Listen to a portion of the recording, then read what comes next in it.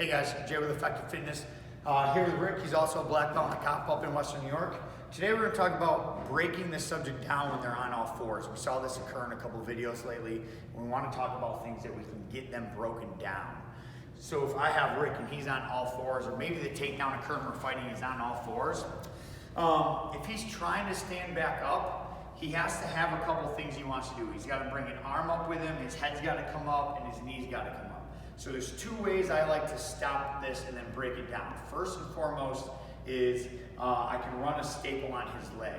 So if Rick's facing this way, what I talk about doing is I take my knee and I put it to the surface behind his leg, and I keep my shoelace on the mat here.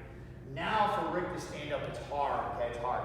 So I can peel the leg, I can chop the arm here. I also can go tight waist, okay?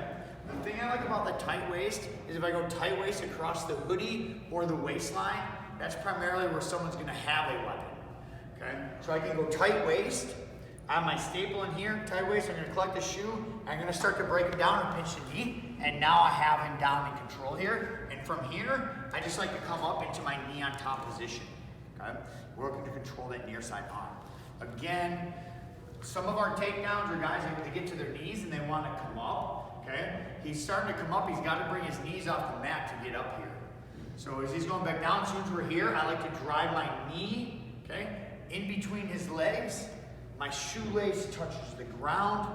My hand closest to his head comes across the waist. I can either pick his ankle, I could go to a low knee pick, I can just start to drive. I can stall here as well. So like in wrestling, if I pick this ankle and hold it, I can only hold it for like 3 to 5 seconds without getting called stalling. But in police work, stalling is okay, and maybe it gives my backup time to get here. I also controlling across with this tight waist into his waistband, where Rick maybe tries to grab for a weapon here, okay? I'm blocking it, or I can assess and give his arm attention that it needs, okay? So that's one way I'll stop that breakdown. And a good thing with that is all I'm doing is kind of like my penetration step in wrestling. Okay? And hit that penetration step in wrestling. So it's a good warm-up. You can just work your stance. Okay? Let your legs burn, don't come out of that stance.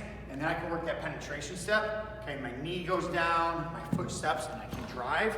That's how I get down into that staple. Knee comes down, tight waist, pick the ankle, stalling, breaking back down. If he goes to his side, come up knee on top. So those are some things that we can do to keep him down if we don't want to engage back hooks. Now, if you're a more skilled person, I like to put my hooks in here. So what I mean by that is, if this guy's opening up this area, and primarily most people aren't skilled wrestlers, so they're not like blocking this area for my hooks, okay? So if they open this area like this, I can step a hook in, and a hook is gonna be my feet come into his hips on the front side. So I can put my hook in here. I like to make chest to back contact and double underhooks to start. Seatbelt's great in jiu-jitsu, but one, I don't want to stay on the neck anyway, so I'm not looking to choke probably, and I can get high. If I come underneath the armpits, I don't get high. Then I step my other boot in, so I have 2 boots, and now I'm in here. Okay? Both arms are underneath the armpits. I have chest to back contact. I can tuck my head. From here, I'm just going to explode forward and start to collapse on his wrists. If I can get to the pinky lines, great. Maybe I can start to work his arms out, or maybe I just control him. If I'm controlling the pinky line, my pelvic pressure is down. I still maintain contact. Now, Rick tries to reach and get to his weapons or to mine, he can't. So now in this case, if I wanted to present a weapon, a taser or a gun, okay, I want to control the arm closest to my gun before I do that, okay, or my taser. So in this case, it was a taser. So in this case, I would pass the arm on the other side across, and now I can access my taser, and I control the near side arm to that weapon prior to taking the taser out, okay? I could go into custody from there, or I could wait for my backup from there. So one more time on how we break them down with the boots. And again, I don't suggest option 2 unless you're training jiu-jitsu or wrestling and riding the back. I'm gonna show you on this one here where I can kick my feet out and still get mobile from this position. Okay? I'll do it from this side.